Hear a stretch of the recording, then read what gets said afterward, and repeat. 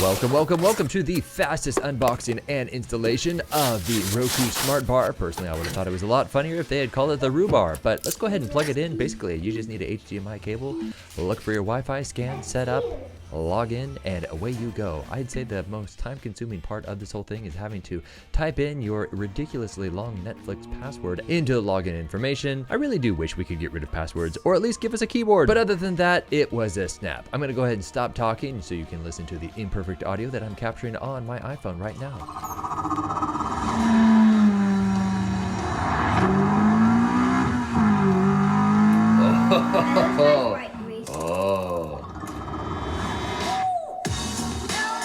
So in all seriousness, this was the easiest sound system I have ever installed in my entire life. I'm really looking forward to undermounting it underneath my TV, putting an articulating arm on the TV so I can get it off of this coffee table, as you see right there. But overall, holy cow, you will be blown away once you install this thing. Yeah, get rid of all the cables, your sound system, and get this.